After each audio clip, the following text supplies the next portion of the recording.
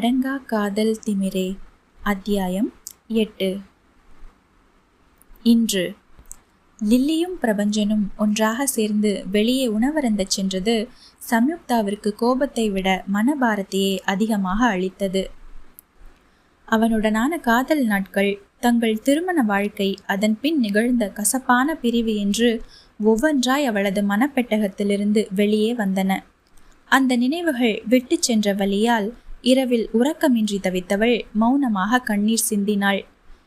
ஏன் தன் வாழ்வில் இப்படி ஒரு சம்பவம் நிகழ்ந்தது? தான் வெறுப்பவன் மீண்டும் எதற்காக தன் கண்முன்னே வரவேண்டும் என்று நினைத்து சோர்ந்து போனாள். இப்படியே தன் பழைய நினைவுகளில் வெகுநேரம் உழன்றவள் எப்பொழுது உறங்கினாள் என்று அவளுக்கே தெரியாது. ஆனால் மறுநாள் காலை கண் விழித்த பொழுது முன்தினம் இருந்த சோகம் துளியளவும் இல்லாததை போன்று சுறுசுறுப்பாக கிளம்பி சிரித்த முகமாக அலுவலகத்திற்கு கிளம்பி சென்றாள். வழக்கமாக தான் விரும்பி குடிக்கும் ஸ்டார்பக்ஸ் காஃபியை அருந்தி முடித்துவிட்டு அவள் தனது கேபினுக்குள் நுழைந்ததும் வேகமாக உள்ளே வந்தாள் ஒலிவியா.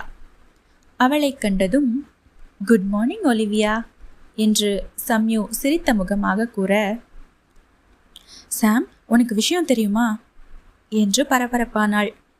அவளோ தோழியின் பரபரப்பிற்கான காரணம் விளங்காதவளாய், என்ன விஷயம் ஒலிவியா, சொல்லு, தெரிஞ்சுக்கிறேன் என்று மேஜையில் இருந்த சில கோப்புகளை புரட்டியபடியே கேட்டாள். நான் முக்கியமான விஷயத்தை பற்றி பேசிகிட்டு இருக்கேன் சாம். இப்போ உனக்கு இந்த ஃபைல் பார்க்கறது தான் ரொம்ப முக்கியமா எனவும் நிமிர்ந்து ஒலிவியாவை பார்த்தவள், சரி சொல்லு, இப்படி நீ பதட்டமா பரபரப்பா இருக்கிற அளவுக்கு அப்படி என்ன விஷயம் என்று கேட்டாள். ஒலிவியாவோ, அது அந்த லில்லி இருக்கால, அவளும் நம்ம பிரபாசாரும் நேற்று நைட் ஒன்றா சேர்ந்து டின்னர் சாப்பிட போனாங்களாம். இன்னைக்கு ஆஃபீஸ் முழுக்க இதான் பேச்சா இருக்கு என்றதும் இவ்வளவுதானா என்பது போன்ற முகபாவனையை வெளிக்காட்டியவள் மீண்டும் தான் பாதியில் விட்ட வேலையை தொடர்ந்தாள். தோழியின் செயல் கண்டு திகைத்த ஒலிவியாவோ, என்ன சாம், நான் எவ்வளோ முக்கியமான விஷயத்தை பற்றி பேசிகிட்டு இருக்கேன், நீ என்னடான்னா இவ்வளவுதானாங்கிற மாதிரி கூலாக இருக்கியே என்றாள். அவள் சொன்னதை கேட்டதும் மெல்ல நிமிர்ந்து பார்த்தவள் தனது கைகளை மார்புக்கு குறுக்காக கட்டிக்கொண்டு, அவங்க 2 பேரும் டின்னர் சாப்பிட போனதுக்கு நான் என்ன பண்ணணும் ஒலிவியா? இல்லை நான் என்னதான் ரியாக்ஷன் கொடுக்கணும்னு நீ எதிர்பார்க்கிற என்று கூறவும், சம்யு என்று அதிர்ந்து விழித்தாள் அவள். அவங்க 2 பேரும் ஒன்றா வெளியே போனதை பற்றி நேத்தே எனக்கு தெரியும். என்னை பொறுத்தவரை எனக்கும் பிரபாவுக்குமான உறவு உடைஞ்சு போன கண்ணாடி மாதிரி. அதை இனிமே யார் நினச்சாலும் ஒட்ட வைக்க முடியாது. அப்படியே அதை செய்ய யாராவது நினச்சா அதுக்கு நான் ஒத்துக்கவும் மாட்டேன் என்று சம்யுக்தா பேசியதை ஆச்சரியம் விலகாமல் பார்த்தாள் அவளது தோழி. அவளது தோளை தட்டி கொடுத்தபடி, I am really proud of you Sam. நீ இவ்வளோ ஸ்ட்ராங்கான பொண்ணாக இருப்ப, இந்த விஷயத்த இவ்வளோ ஈஸியாக எடுத்துப்பேன்னு நான் கொஞ்சம் கூட எதிர்பார்க்கல. சீக்கிரமே உனக்கு ஒரு நல்ல லைஃப் அமையணும்னு நான் அந்த கடவுள்கிட்ட வேண்டிக்கிறேன் என்று விட்டு தனது அலுவல் வேலைகளை கவனிக்க சென்று விட்டாள். அவள் அங்கிருந்து சென்றதும் பெருமூச்சொன்றை வெளியிட்டாள் சம்யு.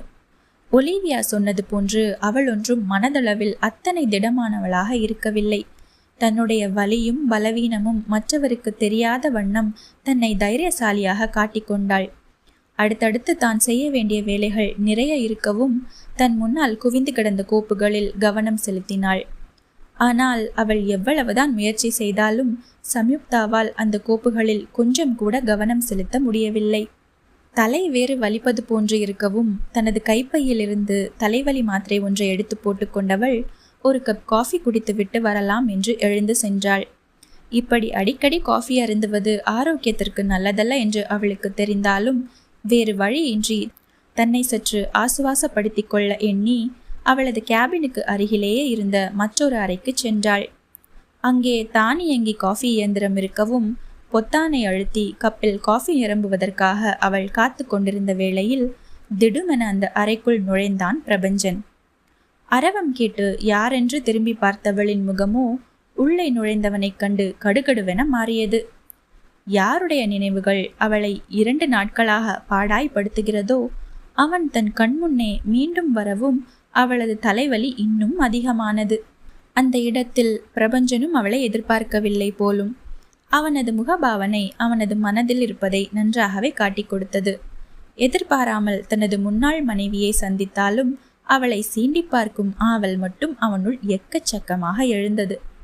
அவளிடம் எனக்கு ஒரு கப் காஃபி வேணும் என்று அவள் என்ன பதில் சொல்லப் போகிறாள் என்று தெரிந்தே அவன் கேட்கவும் சட்டென்று, நான் ஒன்றும் உங்கள் பிஏ இல்லை, வேணும்னா அந்த லில்லியை கூப்பிட்டு கேளுங்க, மெஷின் காஃபி என்ன, உங்கள் ஊர் ஃபில்டர் காஃபியே போட்டு தருவா என்று நொடியும் தாமதிக்காமல் அவனுக்கு பதிலளித்தாள். அவள் கோபமாக சொன்னதை கேட்டதும், ஓ மேடம் பொறாமையில் பொங்குறாங்களோ என்று நினைத்து உள்ளுக்குள் சிரித்து கொண்டவன், ஆ லில்லி தானே, அவ தங்கமான பொண்ணாச்சே, நான் கேட்டா ஃபில்டர் காஃபி என்ன, மணக்க மணக்க பிரியாணியே சமைச்சு கொடுப்பா. சில பொண்ணுங்களும் இருக்காங்களே, காஃபி கேட்டால் அவங்கள மாதிரியே கேவலமாக கஷாயத்தை கொண்டு வந்து கொடுக்கறது என்று அவள் முன்தினம் தனக்கு கொண்டு வந்து கொடுத்த கசப்பான காஃபியை பற்றி ஜாடையாக பேசினான். அவன் சொன்னதன் அர்த்தம் புரிந்ததும் திரும்பி பிரபஞ்சனை நேருக்கு நேராக பார்த்தவள், ஆமாம், நான் வேணும்னு உனக்கு பிடிக்காதுன்னு தெரிஞ்சே தான் கசப்பான காஃபி ஆர்டர் பண்ணி வாங்கிட்டு வந்தேன், அதுக்கு என்ன இப்போ என்றாள். சம்யுக்தாவின் சண்டை அவனுக்கு சுவாரஸ்யத்தை அளிக்கவும், அப்போ என் கூட வம்பு பண்ணுறது உனக்கு ரொம்ப பிடிச்சிருக்கு இல்லை என்று கண்கள் பளபளக்க அவளிடம் கேட்டான். அவனது செய்கையில் அதிர்ந்து போய் இதயம் படபடக்க நின்றவள் சட்டென சுதாரித்து, உன் கூட வம்பு பண்ணுறது பிடிக்கல, ஆனால் உன்னை நாள் முழுக்க வெறுப்பேத்தி பார்க்க ரொம்ப ரொம்ப பிடிச்சிருக்கு என்றாள். இவர்கள் இருவரும் சண்டை கோழிகள் போன்று மல்லுக்கு நின்ற வேளையில் சரியாக அந்த அறைக்குள் பூஜை வேளை கரடியாக நுழைந்தாள் லில்லி. இருவரையும் அங்கே ஒன்றாக கண்டதும் லேசாக புருவம் சுருக்கியவள், hi sir, what a pleasant surprise, நீங்கள் எப்படி இங்கே என்று 32 பற்களும் தெரிய போலி புன்னகை சிந்தியவளை கண்டு பற்றி கொண்டு வந்தது சம்யுக்தாவிற்கு. இருக்கிறது ஒரே ஆஃபீஸ், இதில் ஒருத்தருக்கு ஒருத்தர் சந்திக்காமல் இருந்தாதான் ஆச்சரியம். இவன் என்னடானா வாட் அ சர்ப்ரைஸ்னு ஒன்றும் தெரியாத பாப்பா மாதிரி பல்ல பல்ல காட்டுறா, ஒருவேளை லூஸாக இருப்பாளோ என்று சம்யு முணுமுணுக்கவும் அதை கேட்டு அவள் அருகில் நின்றிருந்தவன் சட்டென சிரித்து விட்டான். லில்லி சற்று தள்ளி நின்றபடியால் சம்யுக்தா முணுமுணுத்தது அவளது காதில் விழவில்லை. பிரபஞ்சன் சிரிப்பதை கண்டதும், என்னாச்சு என்று குழம்பியபடியே அவன் அருகில் வந்தாள். அவளிடம், நத்திங் லில்லி, சும்மா பேசிட்டு இருந்தோம், இஃப் யூ டோன்ட் மைண்ட் எனக்கு ஒரு கப் காஃபி மட்டும் எடுத்துட்டு வர முடியுமா, நான் என் ரூமில் தான் இருப்பேன் என்றான். அவன் சொன்னதை கேட்டதும் தலைகால் புரியவில்லை அவளுக்கு. ஓ வை நாட் சார், உங்களுக்கு உதவி பண்ண நான் எப்பவுமே ரெடி தான் என்றாள் பற்கள் பளபளக்க. லில்லி பேசுவதை கண்டு அவளுக்கு தெரியாமல் வாந்தி வருவது போன்ற சம்யுக்தா ரியாக்ஷன் கொடுக்கவும் பொங்கி வந்த சிரிப்பை அடக்கி நின்றான் பிரபஞ்சன். பின்னர், ஓகே லில்லி, நான் என் கேபினுக்கு போகிறேன் என்று விட்டு அவன் அங்கிருந்து செல்லவும் காஃபி இயந்திரத்தில் கப்பை வைத்து காத்து நின்றாள் லில்லி. அவளை கண்டு கொள்ளாதது போன்று முகத்தை திருப்பிக் கொண்டு சம்யுக்தா காஃபி அருந்தியபடி நிற்கவும் தனது அலைபேசியிலிருந்து யாருக்கோ அழைப்பு விடுத்த Lily, hey Vivian, you know what, நேற்று நானும் எங்கள் சீஃப் சயின்டிஸ்ட்டும் கேண்டில் லைட் டின்னர் போனோம், ஹி வாஸ் சிம்ப்ளி ஆசம், எனக்கு கேக்கெல்லாம் ஊட்டி விட்டார் தெரியுமா என்று வேண்டுமென்றே தன் அருகில் நிற்பவளுக்கு கேட்கும் வண்ணம் பேசினாள். வெளியே காட்டிக்கொள்ளாவிட்டாலும் லில்லி பேசியதை கேட்டு சம்யுக்தாவின் இரத்த அழுத்தம் எக்குத்தப்பாக எகிரியது. அதை மறைத்தபடி நின்று தனது காஃபியை அருந்தி கொண்டிருந்தாள். லில்லி, டின்னர் முடிச்சுட்டு பீச்சுக்கு போனோம், அப்புறம் அவரோட வீட்டுக்கு போனோம், அங்கே நானும் அவரும் என்று தொடர்ந்து பேசுவதை கேட்டதும் தனது கையில் இருந்த பேப்பர் கப்பை கோபத்தில் நசுக்கி அதை குப்பை தொட்டியில் தூக்கி எறிந்தாள் சம்யு. மறுநொடியே அந்த அறையிலிருந்தும் வெளியேறினாள். அவள் செல்வதைக் கண்டதும் தான் வந்த வேலை முடிந்தது என்ற வெற்றி புன்னகையுடன் போனை கட் செய்தவள் காஃபியையும் எடுத்துக்கொண்டு பிரபஞ்சனின் அறை நோக்கி சென்றாள். தலைவலி போவதற்காக காஃபி அருந்தச் சென்ற சம்யுக்தாவோ 2 மடங்கு வலியுடன் மீண்டும் தனது அறைக்கு திரும்பி வந்தாள். இருக்கையில் சாய்ந்து அமர்ந்தபடி சற்று தன்னை ஆசுவாசப்படுத்தி கொண்டவள் சிறிது நேரம் கழித்து பாதியில் விட்ட வேலைகளை மீண்டும் தொடர்ந்தாள். அப்பொழுது ஒரு கோப்பில் அவள் பிரபஞ்சனிடம் கையப்பம் வாங்க வேண்டும் என்பது நினைவிற்கு வரவும், ஐயோ மறுபடியும் அவனை பார்க்கணுமா என்று தன்னையே நொந்து கொண்டு வேண்டாவிருப்பாக எழுந்து அவனது அறைக்கு சென்றாள். இருமுறை கதவை தட்டிவிட்டு உள்ளே நுழைந்தவள் அங்கு கண்ட காட்சியில் அதிர்ந்து போய் நின்று விட்டாள். உள்ளே தனது இருக்கையில் பிரபஞ்சன் அமர்ந்திருக்க அவனுக்கு வெகு அருகில் அவனை உரசியபடி நின்றிருந்தாள் லில்லி.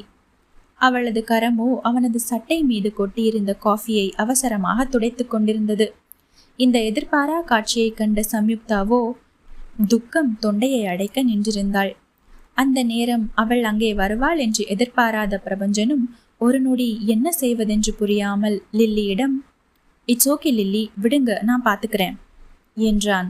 அவன் தன்னை பார்க்கவும் தொண்டையை செருமிக் கொண்டவள், "இந்த ஃபைல்ல உங்க சைன் வேணும்" என்றபடி அவனது முகம் நோக்காமல் அந்த கோப்பை அவனிடம் நீட்டினாள்.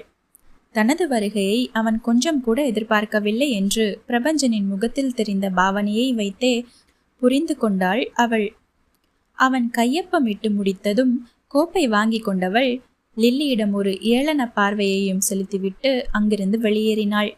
தனது அலுவலகத்தின் அருகிலேயே இருந்த ஒரு உணவகத்தில் மதிய உணவை ஒலிவியாவுடன் சேர்ந்து உண்டு முடித்தவள் மீண்டும் வந்து தனது வேலையை தொடர்ந்தாள்.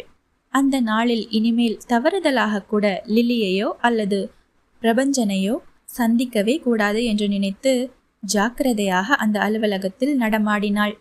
மாலையில் கழிவறைக்கு சென்ற பொழுது எதிர்பாராமல் சம்யுக்தாவின் கால் வழுக்கிவிட்டது. சட்டென சுதாரித்து அருகில் இருந்த சுவற்றை பிடித்து எப்படியோ கீழே விழாமல் நின்று கொண்டாள்.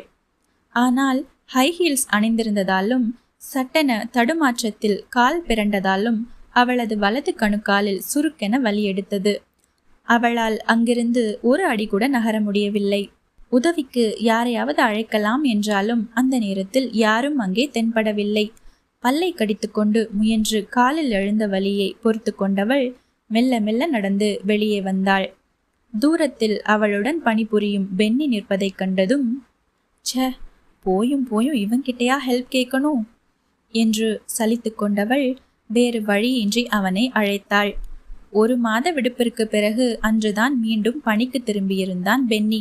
அவன் தன் அருகே வந்ததும், "கால் பிறண்டுருச்சு பென்னி, நீ போய் ஒலிவியாவை வர சொல்வியா?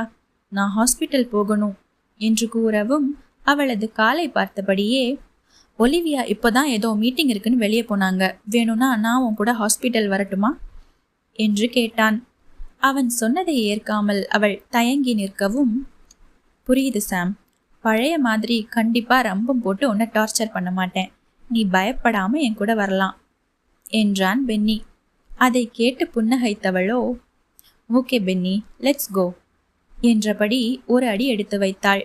அதற்குள் வலி தாங்காமல் அவள் விழப்போகவும் அவளது தோள் பற்றி கரம் பிடித்து அவள் கீழே விழாமல் தாங்கி நிறுத்தினான் பென்னி. அப்பொழுது அந்த வழியாக வந்த பிரபஞ்சன் இந்த காட்சியை கண்டு திகைத்து நிற்கவும் அவனை முறைத்த சம்யுக்தா தன்னை தாங்கி பிடித்திருந்த பென்னியின் கரத்தை பற்றியவாறு, "சீக்கிரம் அங்கிருந்து என்னை கூட்டிட்டு போ பென்னி, பேட் வைப்ரேஷன்ஸ் எல்லாம் வருது" என்றாள். ஏற்கனவே தன்னவளை யாரோ ஒருவன் உதவியே என்றாலும் தொட்டுக்கொண்டு நிற்பது பிரபஞ்சனுக்கு கோபத்தை வரவழைத்திருக்க, இப்பொழுது அவள் தன்னை துஷ்ட சக்தி என்பது போன்று பொருள்பட பேசவும் கோபத்தின் உச்சத்திற்கு சென்றான். ஆனால் சம்யுக்தாவோ கை முஷ்டி மடக்கி தாடை இறுக நின்றவனை பார்த்து நமட்டு சிரிப்பு சிரித்தபடி பென்னியுடன் சேர்ந்து மருத்துவமனைக்கு செல்ல லிஃப்டில் ஏறினாள். காலையிலிருந்து அவனும் லில்லியும் தன்னை பாடாய் படுத்தியதற்கு சரியான பதிலடி கொடுத்து விட்டோம் என்ற வெற்றி புன்னகையுடன் நின்றிருந்தாள்.